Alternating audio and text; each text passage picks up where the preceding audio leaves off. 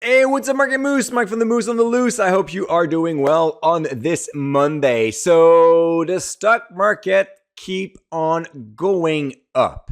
Is it going to ever stop? I mean, every single week or month, you look at your portfolio trading at a all-time high, beating new records, goes up, goes up, goes up, and then many investors start to be scared. And I totally get it.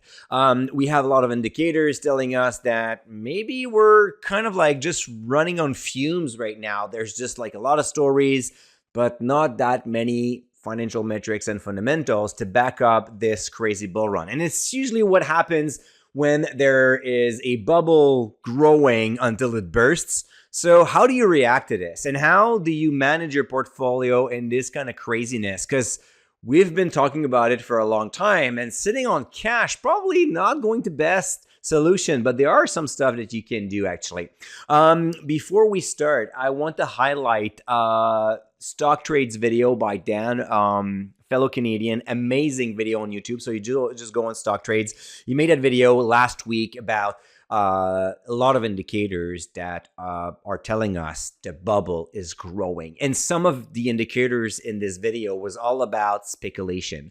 And it's a known fact, whenever you can track like those speculation metrics showing you that there's more and more people not investing but rather speculating, so making risky moves, going after margin, like using margin at like all-time high, so borrowing money to benefit from that craziness. Well, the more you leverage, the more you go speculative, the more everyone seems to invest in the stock market. That fuels price going up. And Dan's conclusion was like, dude, it's not looking good. It's probably going to go down at one point. And I kind of agree with him. There is a strong narrative here telling us that we are going to eventually get a good correction, if it's not worse.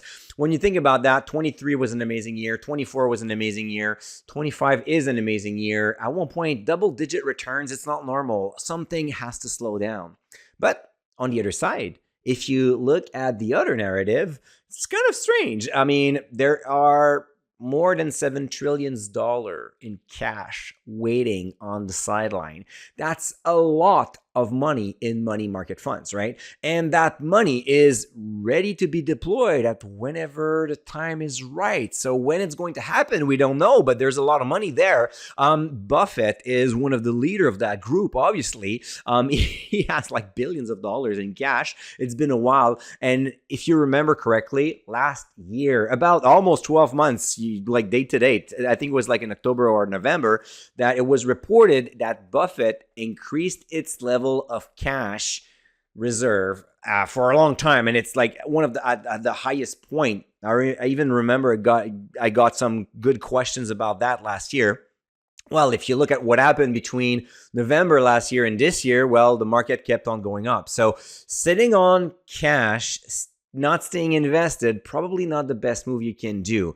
It's a tough bet. And if you have been waiting there on the sideline, you're just thinking, well, today's just worse than the last year or 2 years ago, so I'm going to stay put.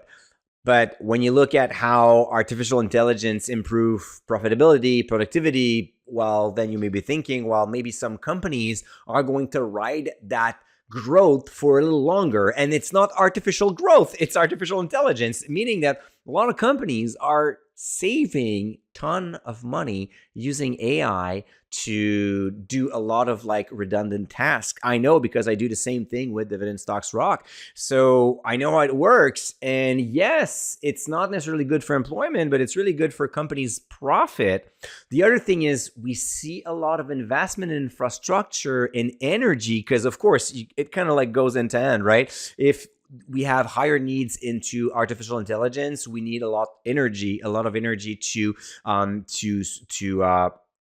push that and support that new infrastructure and technology. So where do we go from there? And that's a pretty fair question. And the answer is not that easy to understand, but I do have like 3 steps you can do for your financial situation to feel better about it, because that's the whole point, right? It's about investing with conviction. So the first thing is to assess your needs and risks and risk tolerance, because maybe At the place where you are, you don't need that stress. You don't need to go through this roller coaster of emotions and stock market cycles.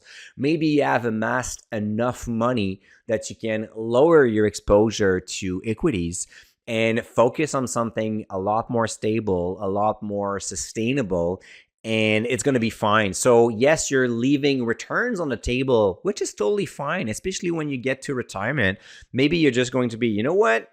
With some bonds, with some GICs, and then the rest of the cash will be invested in equity, but I have like a well-diversified portfolio. I'm going to put some gold into that as a protection as well. Well, there you go. You have like a well-built portfolio. No, you're not going to maximize the total return, but that's not the point at this stage of your life. The point is really to just live your life and enjoy it. So maybe you don't need 6, 7, 8% return per year to do that. If you can do that with 4, then it's probably a time to reassess your portfolio. Then step number 2, assess your portfolio and your holdings. The good old classic, know what you own and why you own it. I mean, it's super cliche, and I love Peter Lynch, and I love keep repeating this all the time, but that's super important. Imagine the worst case scenario for each of your holdings or your portfolio. Do not blind yourself with those, oh, this company is not going anywhere. Oh, this covered call ETF is super safe. Nothing is super safe. Like, stop telling you those stories. It's not true. When I look at my portfolio, I know that some companies are super strong, great dividend triangle. They're great. Some others, they are like some flaws. And some others I've paid a FT price, and I'm known to not care about valuation. So I know that it's a risk in my portfolio. When I pay for an overpriced stock, I may lose money at one point. So that's fine with me. I'm totally fine with that. But I don't blind myself telling myself, okay, so I'm going to buy Dollarama at like 30, 40, 50 times the earnings or whatever, like super high PE ratio. And it's going to continue to be that fairy tale forever. I want to buy Dollarama because I love the business model and I have conviction in this business model for the next 20, 30, 40 years. That's different. Finally, how about making the difference between a value and growth investor and then move aside from that?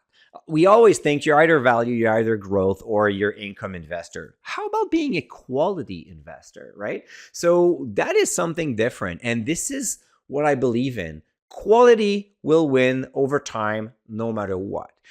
Quality companies will go through the tech bubble, the financial crisis of 2008, the COVID, the higher interest rates in 2021, 2022, 23. They will go through the next bubble because they are quality companies.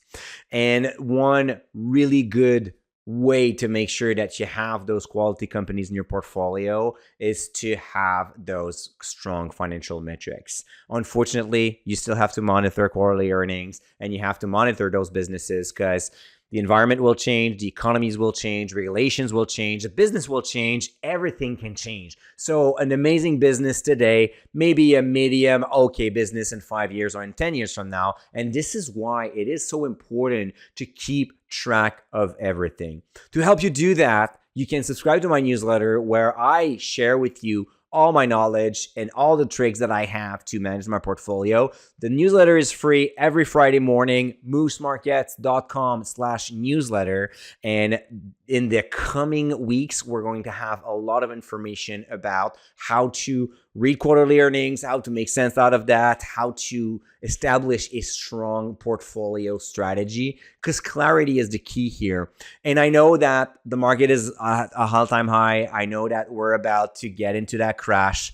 But you know what? When I retired from corporate banking and I started working for my own with Dividend Stocks Rock and having a lot of fun doing this, that was in 2017. I received my pension plan check at that point. So quit the bank, quit my job at National Bank, got my pension plan into a locked-in RRSP, a Lira account, and it was a all-time high. It was about to crash. We had those indicators, and I invested nonetheless. And you know what? Indicators were right. In 2018, the market did drop by 20% from its peak value to its lowest point.